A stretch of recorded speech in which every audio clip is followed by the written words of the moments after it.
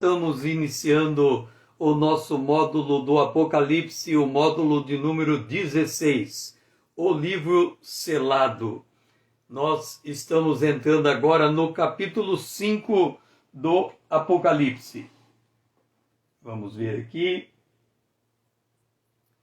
O nosso objetivo é compreender a abertura do livro com os 7 selos e o início dos juízos divinos.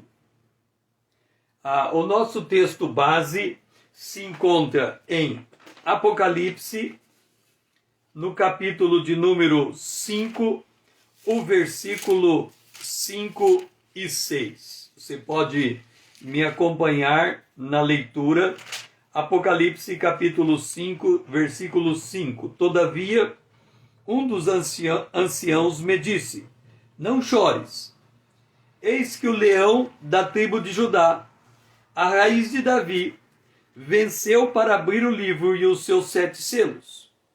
Então vi, no meio do trono e dos 4 seres viventes, e entre os anciãos de pé, um cordeiro como tendo sido morto.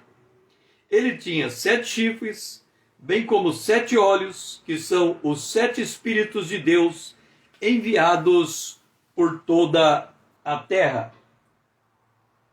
No movimento da revelação, nós vamos ver o juízo é predito, conhecendo o futuro e o futuro por vir e a escolha. Em Jeremias, capítulo 51, do versículo 60 a 64. Jeremias, capítulo 51. Vamos lá, Jeremias, capítulo 51, do versículo 60 a 64. Escreveu, pois, Jeremias no livro todo o mal que havia de vir sobre a Babilônia, a saber, todas as palavras já escritas contra a Babilônia. Disse Jeremias a Seraías: quando chegares a Babilônia, vê que leias em voz alta todas estas palavras, e dirás: ó Senhor, falaste a respeito desse lugar que o exterminarias, a fim de que nada fique nele, nem homem, nem animal, e que se tornaria em perpétuas assolações. Quando acabares de ler o livro, atá-lo-ás a uma pedra e o lançarás no meio do Eufrates, e dirás: assim será afundada a Babilônia, e não se levantará, por causa do mal que hei de trazer sobre ela, e os seus moradores sucumbirão. Até aqui as palavras de Jeremias. O que Jeremias está fazendo a mando do Senhor? Existe a Babilônia, existe Israel. Israel desobedeceu a lei, a Deus, se entregou à idolatria. Lá em Deuteronômio está escrito que se Israel viesse a sair fora da presença de Deus, Deus enviaria um povo de longe e faria Israel escravo desse povo. Israel é levado em cativeiro pela Babilônia. Nessa leva vai Daniel e os seus amigos. Jeremias, ele era o profeta que estava anunciando esse juízo, dizendo que Israel seria levado até a Babilônia e que lá Israel ficaria por 70 anos. Depois, Israel voltaria. Mas Deus não só profetizou o cativeiro de Israel, como também profetizou a desolação da Babilônia. E mandou escrever em um livro, atar em uma pedra, jogar no Eufrates, como um sinal de que a Babilônia cairia. Nós podemos ler a história e encontrar os fatos da queda da Babilônia. depois veio o Império Medo-Persa, depois o Império Grego, depois o Império Romano, todos eles profetizados na Bíblia, todos eles se levantaram e caíram. Mas há uma profecia para o tempo do fim. Deus antecipa os seus juízos, relatando-os antes de acontecerem, para demonstrar que Deus é soberano. Antes da Babilônia cair, ele disse que ela ia cair. Antes de chegar o dia do Senhor, Deus diz que vem o dia do Senhor. Antes da igreja ser arrebatada, Deus diz que a igreja será arrebatada junto com a igreja ressurreta. A antecipação do juízo, a declaração dessa antecipação, ela tem um objetivo. Deus não quer a morte do ímpio, mas o arrependimento dele. Quando Deus envia Noé no dilúvio, ele dá 120 anos, para que enquanto Noé constrói a arca, o povo tivesse a oportunidade de se arrepender, mas não se arrependeram, e o juízo veio. Os juízos divinos, eles são a manifestação da ira de Deus, sendo a morte na dispensação presente a expressão da ira antes da morte eterna. Lídia, seja bem-vinda. Deixe-me explicar isso para você. Existe o homem natural, existe o homem espiritual. O homem natural é aquele nascido de mulher. Todo nascido de mulher é homem natural. Por que nós declaramos que ele é homem natural? Porque a vida dele tende para a morte física. A morte física é um fato constatado. Nós estamos aí com essa pandemia antecipando a morte de muitos. E muitos nem podem enterrar os seus mortos. Mas a morte está aí. A Bíblia diz que depois desta morte natural, vem uma segunda morte chamada morte espiritual. Por que há uma segunda morte? No livro aos Hebreus diz: ao homem está destinado a morrer uma vez, depois vem o juízo. Primeiro, por que o homem está destinado a uma morte eterna? Porque nós somos descendentes de Adão. Adão foi criado perfeito, colocado no jardim do Éden. E ali lhe foi dado a oportunidade de se alimentar de todas as árvores do jardim e da árvore da vida que estava no meio do jardim. Mas ele não poderia comer da árvore do conhecimento do bem e do mal. Muitos questionam de que fruto seria esta árvore. Mas não importa o fruto da árvore, porque o fruto da árvore era o conhecimento do bem e do mal, com um consequente: quem comer, morre. E esse é o detalhe do fruto. O conhecimento adquirido por aquela árvore levaria à morte do homem. Deus, ele é soberano, Deus é eterno. A natureza de Deus é a eternidade. Deus estava na eternidade passada, Deus está na eternidade futura, Deus está no tempo presente. E Deus construiu o homem à imagem e semelhança de Deus. Deus construiu o homem à imagem e semelhança de Deus. E como imagem e semelhança de Deus, o homem tem duas alternativas: andar com Deus e viver com Ele para sempre, desviar-se da presença de Deus e morrer eternamente. Deus poderia aniquilar o homem pecador, o homem iníquo, mas por causa do caráter de Deus, a penalidade sobre aquele que se afasta da presença de Deus é uma penalidade eterna. Quando Deus criou o homem, ele não criou o homem para uma penalidade eterna. Como é que nós sabemos?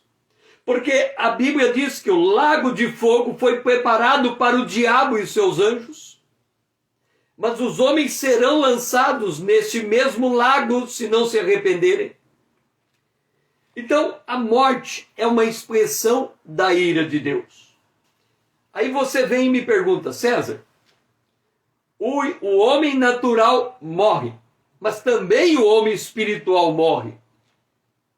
Então, como saber a diferença? Quando Jesus morreu na cruz, ele morreu por todos os homens que crerem nele, para dar a eles a vida eterna. Lembra que Adão pecou e todos pecaram com ele? Jesus foi justo e todos que crerem nele serão justos com ele. Então aquilo que se aplica a Adão se aplica a todos, aquilo que se aplica a Jesus se aplica a todos. Se Adão morreu e ele vai para a morte eterna, então todos que o seguem vão também para o mesmo lugar. Se Jesus morreu e ressuscitou, todos que morrem com ele ressuscitarão também. Por isso é declarado acerca daqueles que morreram em Cristo que eles não estão mortos do ponto de vista técnico, eles estão dormindo, aguardando o toque da trombeta para serem despertados, receberem um corpo glorificado e serem ressuscitados. É por isso que a Bíblia diz, Jesus declarou, que aquele que crê em Jesus passa da morte para a vida. Então quem crê em Jesus, ele não tem mais sobre ele a sentença de morte, ainda que fisicamente ele possa morrer. Se ele morre, ele dorme esperando o corpo glorificado. Não é o mesmo com o ímpio. Se o ímpio morre, ele é ressuscitado, colocado diante de um trono, julgado segundo as suas obras e lançado em um lago de fogo, junto com Satanás e os seus anjos, a besta e o falso profeta. De forma que a morte é um elemento muito sério.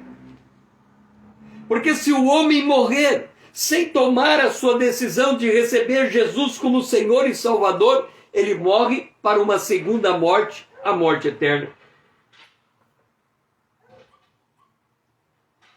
Quando Jesus ia saindo do templo, em Mateus capítulo 24, versículo 1 a 3, aproximaram-se dele os seus discípulos para lhe mostrarem a estrutura do templo.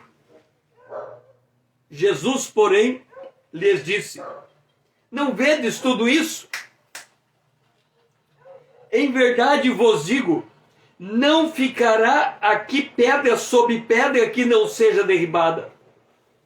Estando assentado no Monte das Oliveiras, chegaram os seus discípulos a Jesus, em particular, dizendo: dize-nos, quando serão estas coisas? E que sinal haverá da tua vinda e do fim do mundo? Observa que há três perguntas aqui. A primeira pergunta dos discípulos, quando Jesus olha para o templo e diz que o templo de Israel será derrubado. Observa que quando Deus disse a Jeremias, escreve no livro as profecias contra a Babilônia, ata o livro numa pedra, joga a pedra no Eufrates, e assim será a queda da Babilônia. Jesus está olhando agora para o templo construído, o segundo templo, não aquele de Salomão, porque aquele foi destruído exatamente pela Babilônia. Jesus olha para aquele templo e diz: não fica pedra sobre pedra. Os discípulos querem saber, como então? Quando é que vai acontecer isso? Jesus revela, vai acontecer logo. E aconteceu quando os romanos invadiram Jerusalém no ano 70 depois de Cristo, destruíram a cidade, destruíram o templo e levaram o povo cativo. E diz que naquela noite mais de 1 milhão de judeus morreram.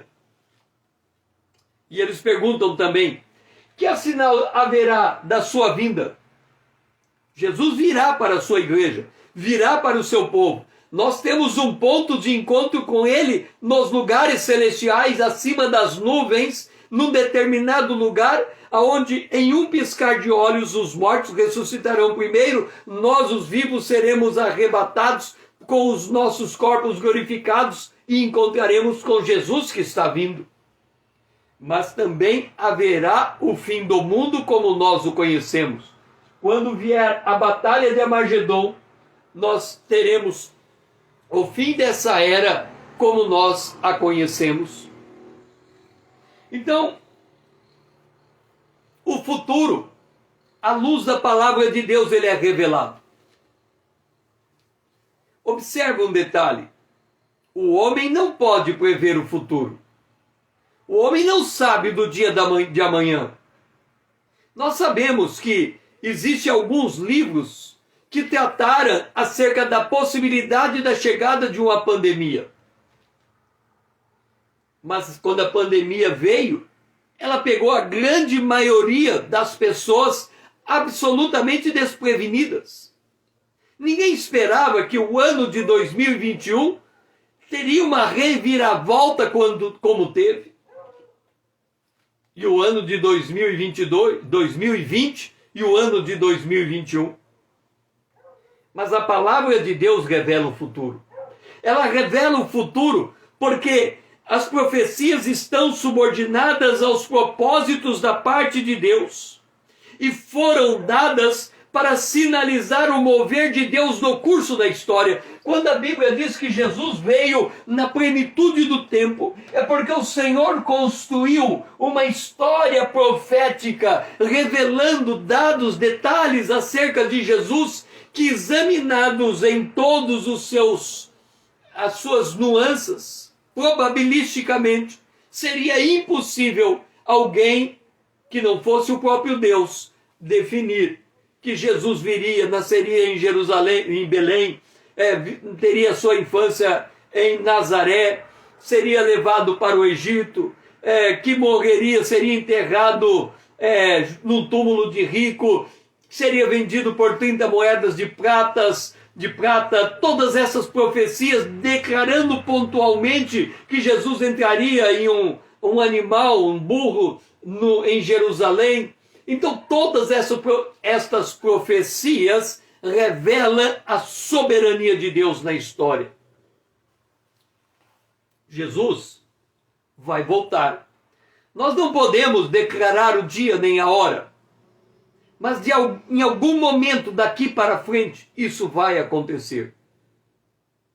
A profecia é um registro bíblico que tem o propósito de antecipar o futuro que se concretiza, sinalizando os eternos propósitos divinos e reafirmando a soberania divina nos negócios humanos.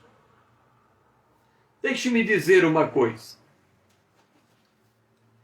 O texto bíblico mais impactante na história humana,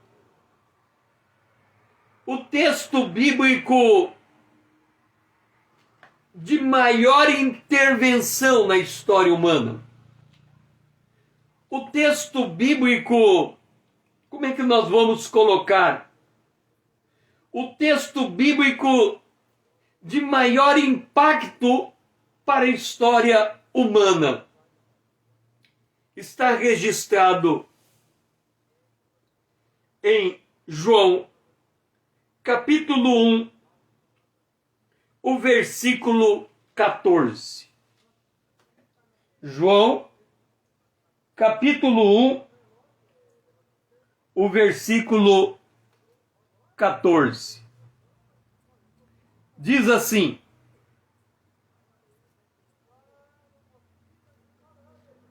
e o Verbo se fez carne e habitou entre nós, cheio de graça e de verdade. E vimos a sua glória, glória como a do unigênito do Pai.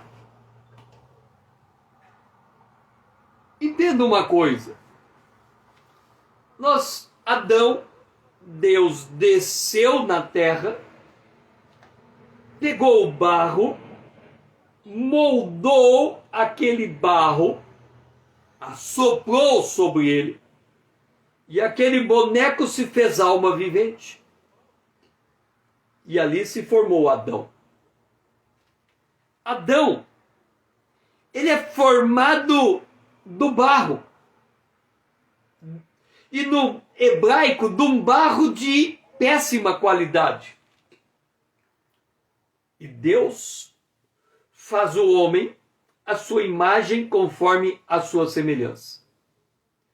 Adão, Deus tira uma costela, forma a carne em torno da costela e faz dela uma mulher e entrega ao homem.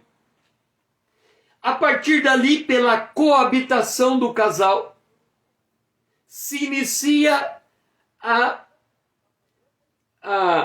procriação e ocupação do planeta Terra. Desde Adão até os dias de hoje e continua. Todos os seres humanos nasceram na superfície da Terra. Mas esse texto diz que alguém do céu entrou na Terra. Nós estamos falando de um homem celestial intervindo na história humana. Nós estamos falando do verbo que estava com Deus. No princípio era o verbo estava com Deus, o verbo era Deus, a segunda pessoa da Trindade, uma só substância divina. E ele desce e o verbo recebe para si um corpo humano do ventre de Maria, concebido pelo Espírito Santo, nascendo perfeitamente santo e nunca cometeu pecado. Olhando para Jesus, olhando para Adão, os dois têm as mesmas características, as mesmas condicionantes. Os dois é feito de carne e osso, corre sangue. Jesus ainda nasce do ventre de uma mulher, Adão foi criado do barro. Mas Adão pecou, Jesus não. O verbo se fez carne. É interessante notarmos que nesses dias, se nós lermos os jornais americanos, há uma propagação a partir do Pentágono, a partir da NASA, de que está se encontrando objetos voadores não identificados. Ainda hoje eu li uma notícia de que os militares americanos estão preocupados porque eles perceberam que esses objetos voadores não identificados estão aparecendo em locais aonde há armamento atômico. E de repente o mundo se desperta pela possibilidade de seres extraterrestres. No entanto, a Bíblia diz que o ser celestial se fez carne. O verbo entrou na história humana. E esses discos voadores, se eles existem, não são nada comparado ao Criador, ao Redentor, ao Senhor, ao Soberano que desce na terra.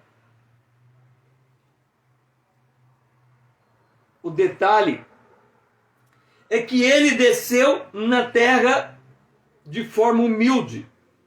E aí os homens não o levaram a sério.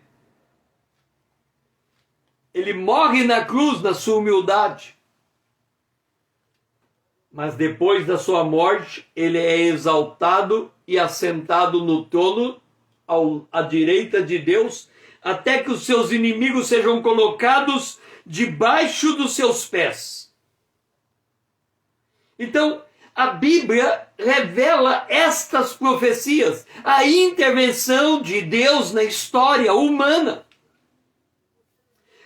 As profecias devem ser analisadas com temor e tremor diante de Deus, sabendo que a grande prioridade é viver em santidade, conduzindo pessoas a Cristo, para que alcance a promessa de vida eterna. Enquanto os muitos zombam de que Jesus está demorando a voltar, Deus, olhando para essa mesma situação, diz que Deus estica o tempo para que dê tempo ao arrependimento. Quando nós estamos falando que Jesus está voltando, que o arrebatamento pode acontecer a qualquer instante, a grande maioria da humanidade, ela não está preocupada com o retorno de Jesus, nem dentro da igreja, a maior parte, mas com os seus negócios, cuidados da vida e a fascinação da riqueza. Isso vai tomando conta do coração, e Jesus advertiu para que a glutonaria, a bebedice, o comprar e o vender não tomasse conta do coração humano, para que aquele dia não pegasse esses indivíduos de improviso. Por isso que as profecias devem ser tratadas com temor e tremor, porque o retardo aparente de Jesus nada mais é que uma oportunidade para o arrependimento, porque enquanto Noé construía a arca, até o momento em que ele entrou e a porta se fechou da parte de fora por Deus, e aí não teve mais tempo para ninguém se arrepender daquela geração antes do dilúvio. As profecias apontam eventos que efetivamente vão acontecer, ainda que não podemos declarar o dia e a hora.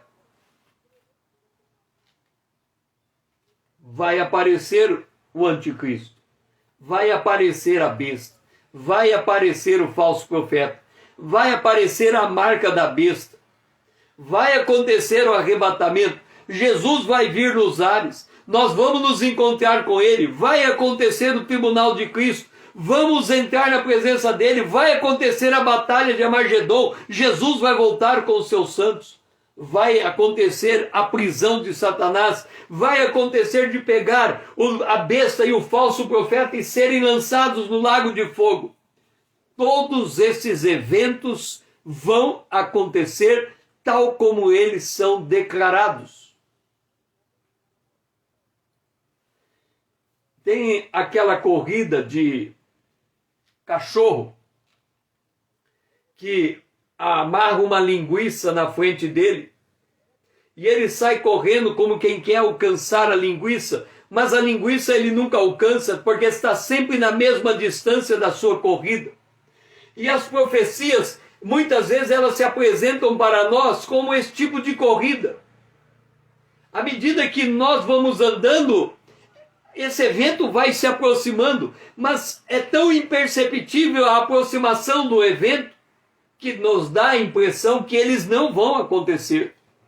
O apóstolo Paulo escreve que a nossa salvação está mais perto de hoje, de nós, do que do dia que recebemos a Jesus, porque cada dia contado no calendário humano nos coloca mais perto do dia do Senhor, mais perto do arrebatamento da igreja, mais perto do retorno visível de Jesus. Nós temos que entender que o grande propósito da vida do homem não é constituir uma família, não é trazer alimento para a sua casa,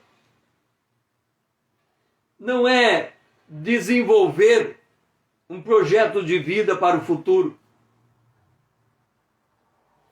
O maior objetivo na vida de um homem é resolver a sua situação diante de Deus.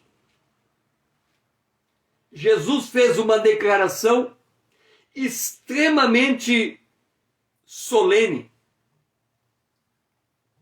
pesada. Ele disse: o que adianta o homem ganhar o mundo inteiro e perder a sua alma? A questão da salvação, ela é tão urgente que nenhum homem poderia deitar a sua cabeça no travesseiro sem ter a certeza da sua salvação.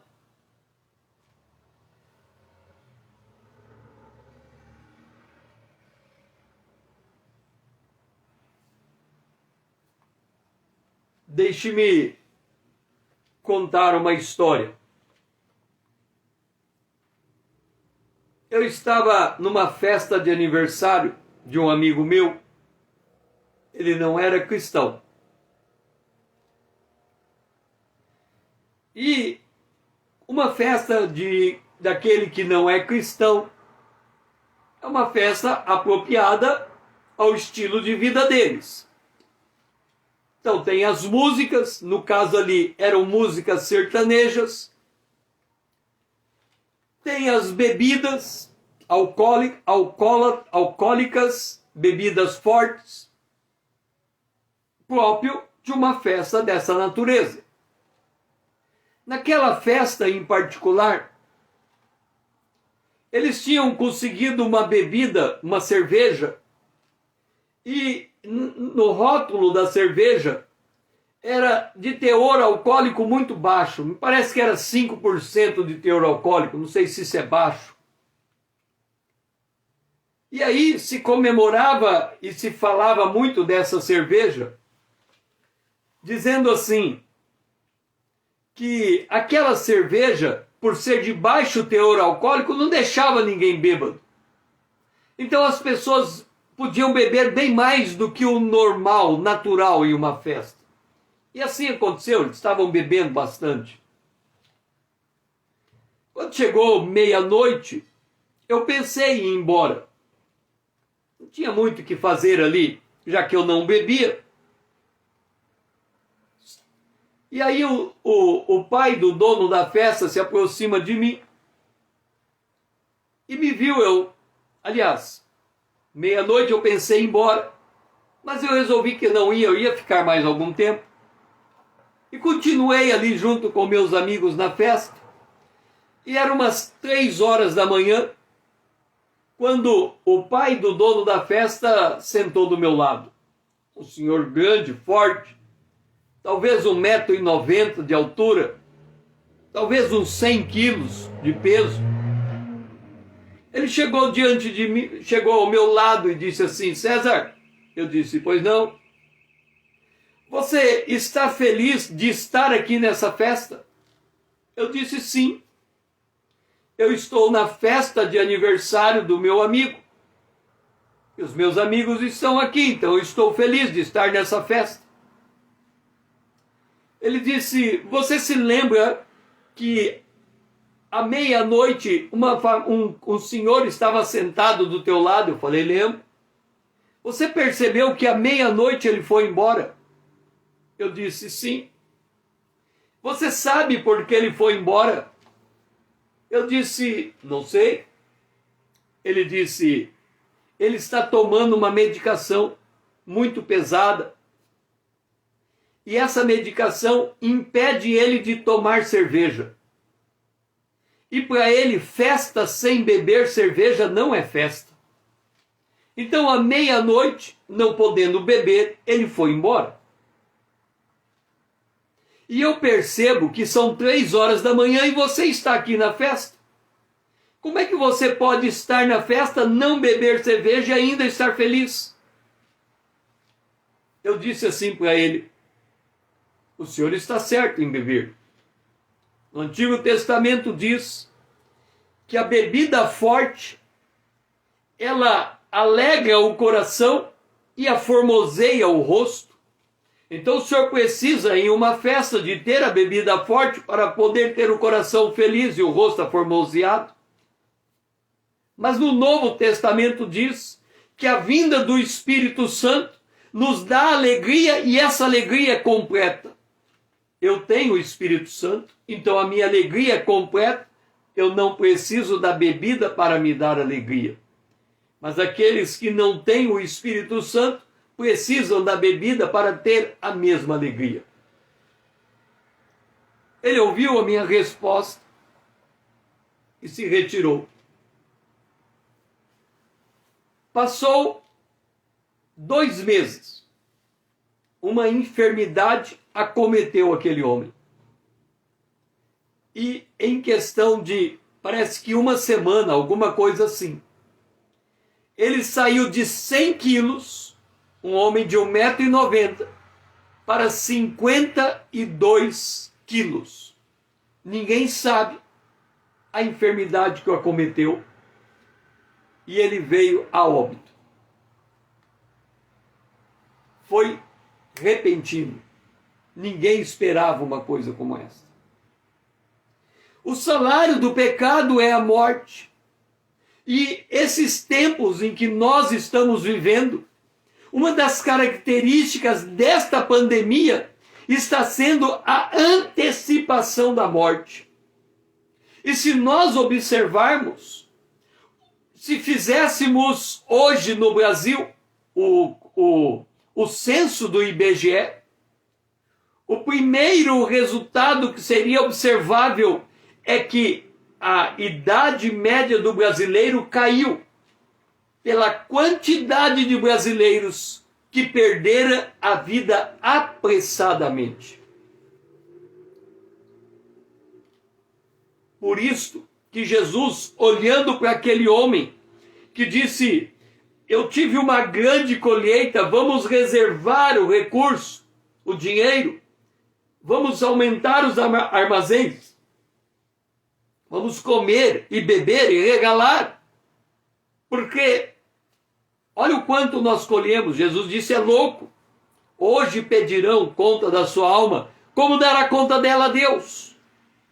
Então o homem que dorme sem se preocupar com a sua vida eterna, com a sua salvação e como resolver esse problema crucial na vida do homem, Hebreus capítulo 9, 27 lhe declara: assim como aos homens está ordenado morrerem uma só vez, vindo depois disso o juízo. É trágico o futuro que reserva a um ser humano natural que não conheceu Jesus como Senhor e Salvador.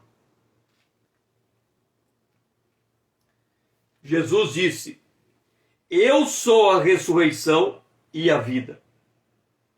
Quem crê em mim, ainda que morra, viverá. Observa o fundamento da fé. Quando a gente senta nos bancos escolares e vamos aprender sobre a vida biológica, nos é ensinado que ao homem é dado nascer, crescer, desenvolver, envelhecer e morrer. Só que a Bíblia acrescenta: e depois de morrer, vem o juízo. Ele vai ter que prestar contas a Deus daquilo que ele realizou. E como é impossível ao homem comprar a sua redenção, aprove a Deus amar o mundo de tal maneira que entregou o seu Filho unigênito para que todo aquele que nele crê não pereça, mas tenha a vida eterna. A vinda de Jesus cumpriu um requisito divino. O salário do pecado é a morte. Mas há um requisito divino que diz o seguinte: No entanto, se o inocente morrer em lugar do pecador, esse pecador está livre. E você vem e me diz: César, como é que a gente sabe que havia esse requisito? Quando Israel instituiu o culto a Deus, no livro de Levítico, falando sobre o pecado humano, é dito o seguinte: se alguém descobrir que pecou contra Deus, ele deve pegar um cordeiro, levar até o sacerdote, colocar a mão sobre o cordeiro, passar o seu pecado para o cordeiro, que é uma vítima inocente, entregar o cordeiro ao sacerdote, que vai degolar o cordeiro, o sangue do cordeiro vai ser derramado e o cordeiro vai ser sacrificado em cima do altar, e então será perdoado o pecador. Porque o preço do perdão obtido foi aquele cordeiro inocente morrendo. É interessante notar que hoje nós encontramos pessoas que não querem comer carne, porque dizem que a carne tem derramamento de sangue e implica sofrimento ao animal. Mas Jesus, ele sendo santo, perfeito, sem nunca ter pecado, ele veio e morreu. Agora, se o salário do pecado é a morte, como explica a morte de Jesus? Se Jesus nasceu santo, se Jesus viveu santo, ele não poderia morrer. O salário do pecado é a morte, mas não havia pecado sobre ele. No entanto, em Isaías, capítulo 53, é dito que o castigo que nos traz a paz foi derramado sobre ele. Ele levou sobre si as nossas enfermidades. Isso significa que ele foi para o Calvário como um cordeiro inocente, morrendo pelo pecador. E ali o inocente morreu em lugar do pecador. Quem crê que a morte de Jesus satisfez o juízo de Deus, está salvo. E aí Jesus disse: venha, eu sou a ressurreição. Quer dizer, entre você e eu tem a morte no meio do caminho, mas pode vir, porque se você morrer fisicamente, eu te ressuscito. Quem crer em mim, ainda que morra, viverá. Isso é uma virada de jogo. Então, o futuro está determinado. Todo indivíduo vai morrer. Nós podemos mudar a sorte do futuro, crendo em Jesus, passando da morte para a vida. Todo e qualquer ser humano, desde Adão, à exceção de Enoque e Elias, que foram arrebatados, há de provar a morte, a não ser a última geração, que também será arrebatada. Jesus, diferente de nós, provou a morte sem pecado por morrer em lugar do pecador. A morte em si é o juízo do pecado. Contudo, aquele que crê em Cristo, ainda que morra, há de ressuscitar e usufruirá da vida eterna. Cada indivíduo tem diante dele a escolha entre a vida e a morte. Nós podemos definir o nosso destino aqui, hoje e agora, porque se hoje ouvir a palavra da salvação, diz o autor aos Hebreus, capítulo 3, assim como diz o Espírito Santo, hoje, se ouvirdes a sua voz, não endureçais o vosso coração, como foi na provocação, no dia da tentação no deserto. Enquanto se diz hoje, se ouvirdes a sua voz, não endureçais os vossos corações, como foi na provocação. Hoje, agora, é dada a oportunidade de salvação. é dada a oportunidade de escapar do juízo vindouro. Hoje, em crendo em Jesus Cristo, é dada a oportunidade de sair do império das trevas e entrar no reino do Filho do amor de Deus, de nascer de novo e entrar no reino de Deus.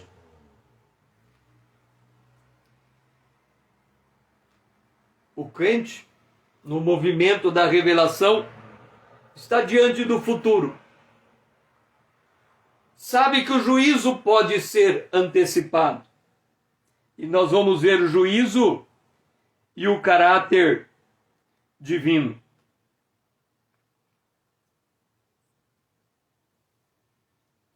Paulo, Romanos capítulo 13, o versículo 12 e 13, ele diz assim: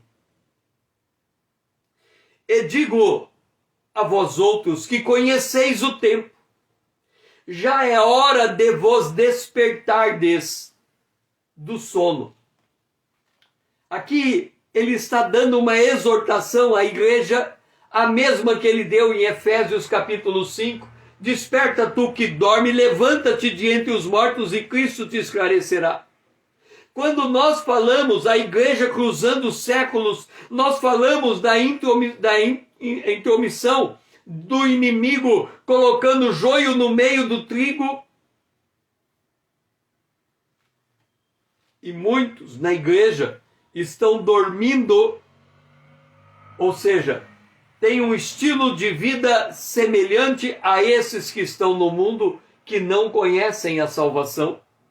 Paulo chega para esses e diz: porque a nossa salvação está agora mais perto do que quando em princípio cremos. Vai alta a noite, vem chegando o dia. Deixemos, pois, as obras das trevas e revistamo-nos das armas da luz.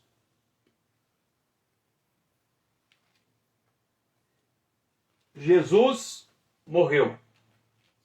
Em algum ponto aqui, nós nascemos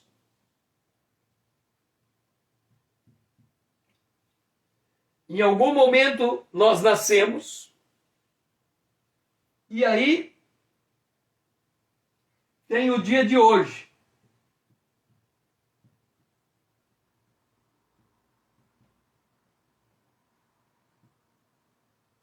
E aí tem o dia de hoje.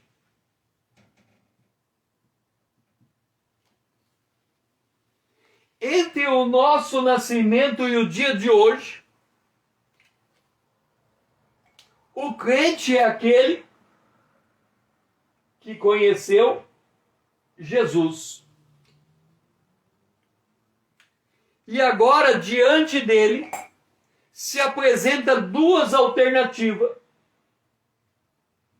Ou ele é arrebatado, ou ele morre fisicamente.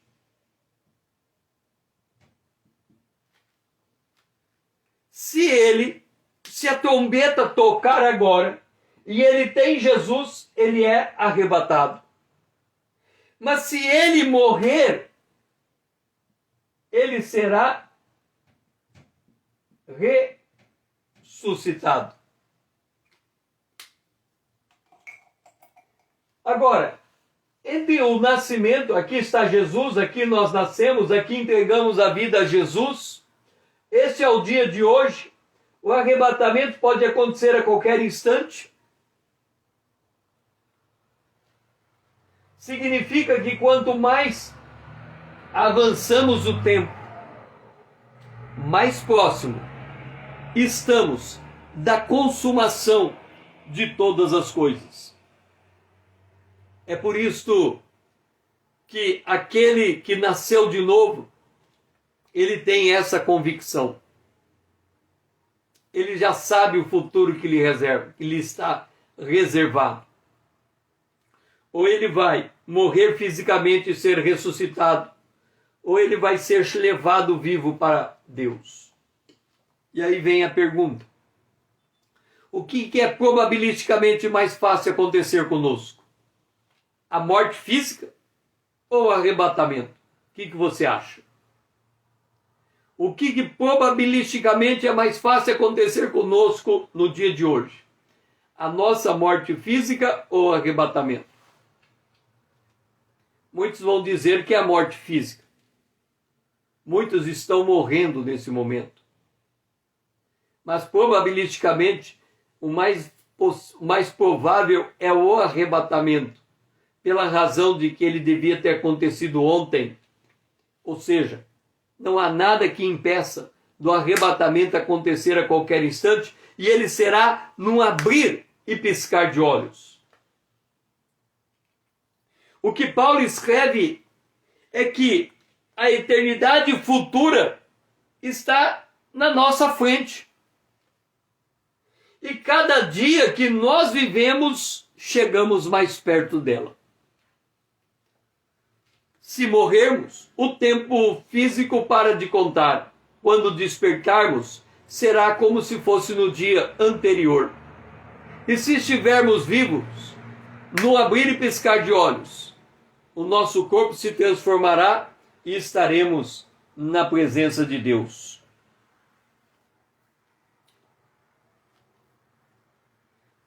O juízo, ele pode ser antecipado. Por que ele pode ser antecipado?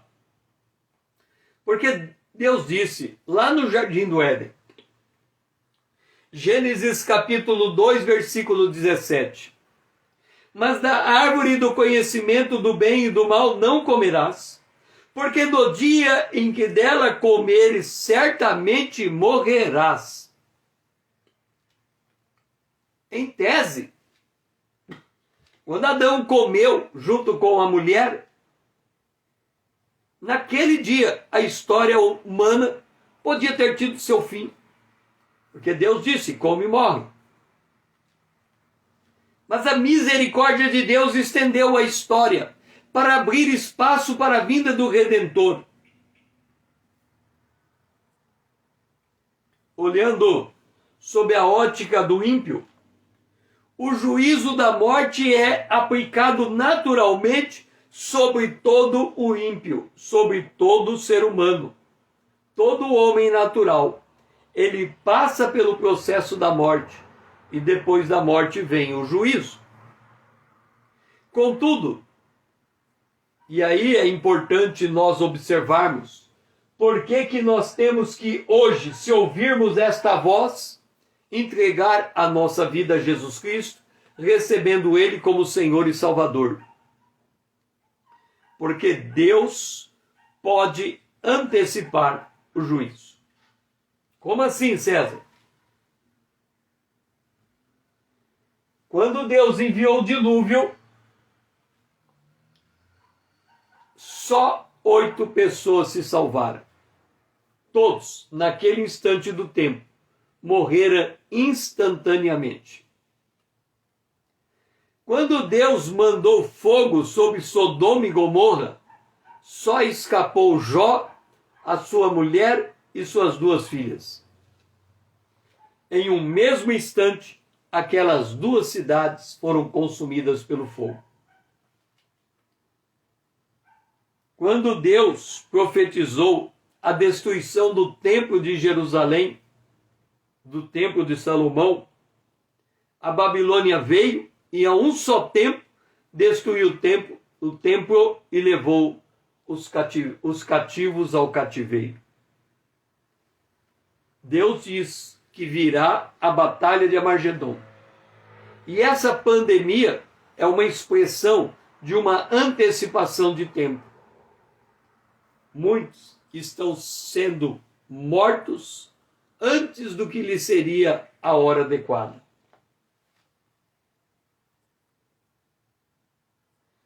Mas Deus prova o seu amor para conosco pelo fato de ter Cristo morrido por nós, sendo nós ainda pecadores. A dificuldade de compreendermos o juízo divino decorre de que o ensino geral na igreja é Deus é amor. E pouca ênfase se dá sobre o juízo que está vindo sobre a terra. Nessa perspectiva da visão parcial do caráter divino, o crente tem dificuldade de compatibilizar o amor de Deus com a justiça divina.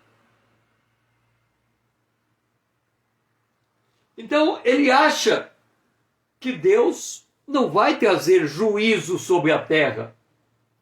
No entanto, o lago de fogo e enxofre foi preparado para o diabo e seus anjos. O homem foi criado perfeito e se rebelou, desobedeceu. E Deus é soberano. Ele declara: o salário do pecado é a morte. Deus é justo. E ele não tem o culpado por inocente. A síntese de tudo que estamos dizendo é esta: Deus intervém na história humana, ele profetizou que haverá um dia de juízo, mas ele enviou Jesus, porque Deus prova o seu amor para conosco, em que Cristo morreu por nós, sendo nós ainda pecadores, e todo aquele que crê em Jesus, ele sai da condição de morte para a vida. E se ele morrer fisicamente, ainda assim ele será ressuscitado. E se ele estiver vivo, será arrebatado. Agora, aquele que não confiou em Jesus, depois da morte vem o juízo e a segunda morte. Se você hoje entendeu esta palavra, entendeu o que Jesus fez, faça uma oração dizendo: Senhor, eu reconheço que sou pecador, que Jesus morreu na cruz por causa dos meus pecados e ressuscitou para me justificar. Eu creio nesta obra e recebo Jesus como meu Salvador e meu Senhor. E glorifico a Deus por ter me dado, nesse ato, uma nova vida e me tornado filho, filha de Deus. Se você fez esta oração, você passou da morte para a vida. A salvação já entrou em seu coração. O Espírito Santo passou a habitar dentro de você. Você adquiriu um novo espírito, um novo coração. O coração de pedra foi removido, Deus lhe deu um novo coração, um coração de carne. O Espírito habita dentro de você, a palavra de Deus está escrita em seu coração. Deus se tornou o seu Deus. E você se tornou filho, filha de Deus. E talvez você não compreenda tudo o que lhe aconteceu nesta hora, mas pela fé você pode se apropriar de todas estas verdades, porque é assim que declara a palavra de Deus. E assim eu estou terminando esta live. Continuaremos amanhã, se o Senhor nos permitir, às 20 horas, a continuidade da adoração celestial. E eu espero você estar comigo. Venha fazer parte da minha comunidade aqui no Instagram, ali no YouTube. Vamos tornar essa conta relevante. Me ajuda a despertar o povo de Deus, encaminhe esse vídeo aos seus amigos. Porque se o povo de Deus se levantar, o próprio Cristo o esclarecerá. Que você, Lídia, foi bom ter você aqui junto comigo. Que você tenha um restante de dia abençoado na presença de Deus e o Senhor seja louvado.